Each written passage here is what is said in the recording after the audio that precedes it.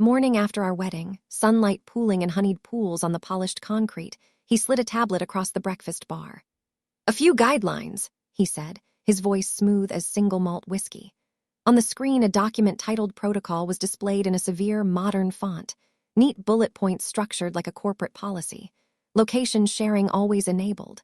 All social media accounts are shared. Major purchases require dual authorization. Your family is welcome, but with prior notice. No contradicting me in front of my colleagues. I remember the way he looked at me then, a slight, confident smirk playing on his lips as if he'd just unveiled a masterpiece. I didn't say a word. I took the tablet, swiped the document to my own cloud, and handed it back. He smiled, thinking my quiet acceptance was submission. But it wasn't submission. It was intelligence gathering.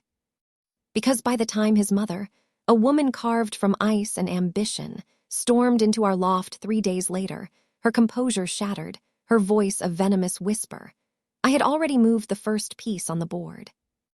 "You foolish girl," she hissed, her knuckles white on the back of the sofa. "Do you have any idea what you've just done to our network?" He froze, the bottle of craft beer in his hand hovering mid-pour. I didn't flinch.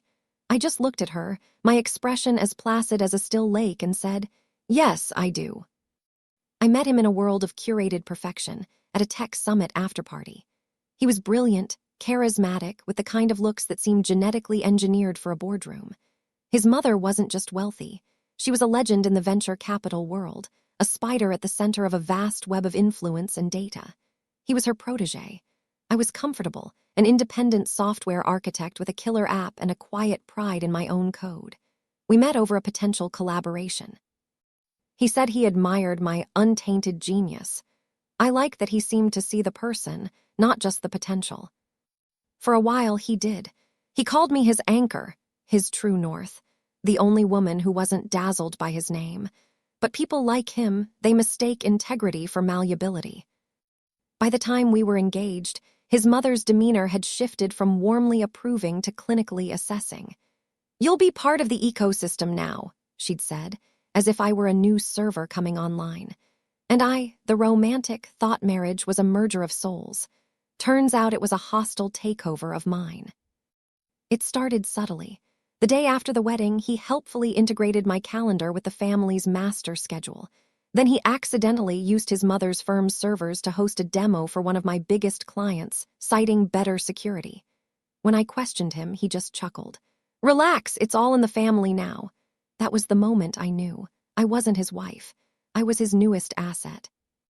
That night, I dug into the network logs. I found the original protocol file. It was named Integration Matrix V4. Matrix, not protocol. His mother's user ID was the last to edit it. The rules weren't his. They were hers, a EULA for a human being. I didn't protest. I observed. I noted every time he borrowed my login credentials, every data packet that was rerouted through his mother's servers, every casual suggestion that I let her portfolio managers handle my investments. By the end of the second week, I had the architecture. They wanted my proprietary algorithm, the core of my success. A silent acquisition dressed in lace and vows. So I smiled wider. I agreed more readily, and I began writing my own code. Rule 1 in cybersecurity: never defend, redirect. So I changed the entire network. Move 1, I created a shadow entity, Onyx Core Systems, registered to a trusted, silent partner, a digital ghost. Move 2, I meticulously migrated my algorithm's core code, all its developmental branches, and its unique data sets to Onyx Core. My public company was left as a beautiful, desirable shell. Move 3, I enabled the location and data sharing he demanded. Then I set up a mirrored logging system that recorded every query, every access, every data scraped back to his mother's network. I watched, documented, and time-stamped. Move 4, I contacted a legendary, retired white hat hacker, calling in a debt from a lifetime ago. Within a week, he had mapped her entire digital empire, uncovering a nest of hidden data sinks, privacy violations, and evidence of corporate espionage that would make a spy blush. Move 5, I reached out to her most formidable rival, a privacy-focused tech titan she had bankrupted a decade prior in a ruthless legal battle. I offered him a gift-wrapped package, proof of her systemic data manipulation and illegal competitive practices. All I asked for was his timing. The trap was set.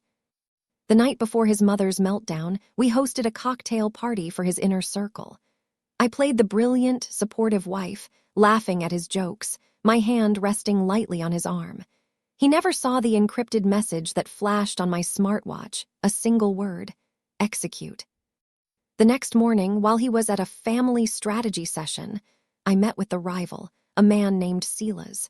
He had the calm, weary eyes of someone who had been playing the long game. When I handed him the encrypted drive, he simply nodded. It's time to restore the balance. By the time I returned home, the first domino had fallen.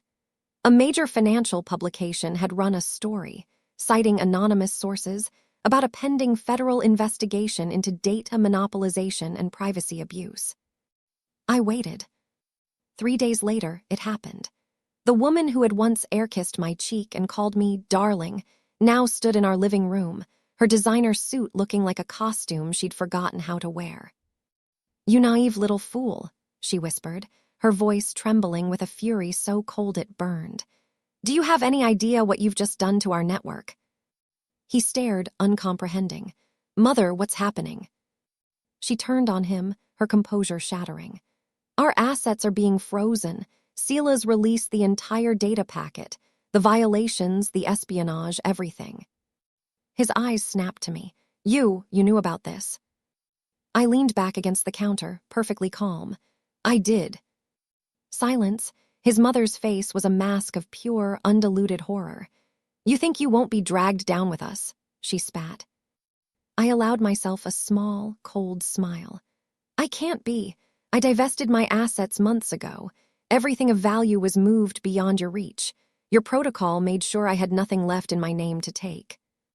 He found his voice, a broken thing. "What are you talking about?" I turned to him, my voice soft but absolute. "When you forced me to share everything, to link every part of my life to yours, you gave me a roadmap of every vulnerability in your system. Everything that was mine, I moved to safety. Everything tied to you," I glanced at his mother's ashen face, "is now evidence." He looked at me as if seeing me for the first time. You built a backdoor," he said, almost in awe. I didn't answer. I didn't need to. Because at that exact moment, his mother's phone chimed, the specific, dreaded tone of a priority alert. Another partner severing ties. The network was dissolving in real time. The divorce papers were no surprise. He tried to claim intellectual property theft. His lawyers, the best money could buy, demanded the return of my algorithm. My legal team sent back a single document, a notarized transfer log, time-stamped weeks before our marriage, showing the lawful sale of my IP to Onyx Core Systems. All supporting evidence enclosed. The case was dropped before the first hearing. His mother's empire was dismantled, piece by piece, by regulators and lawsuits. Sila's acquired the salvageable remnants, a fitting end. As for me, I rebuilt quietly. Onyx Core became an industry standard in 2 years. Clients who were once locked into his mother's ecosystem now sought my seal of approval. I never bragged. I never explained. Because true vengeance is a silent, perfect piece of code, running exactly as designed. Sometimes I open the cloud file, the one he gave me the morning after our wedding. The text is the same, stark and demanding. I read the first line again, no contradicting me in front of my colleagues. I smile every time. Because the last time his mother and I were in a room together, there was nothing left to contradict. He gave me a protocol.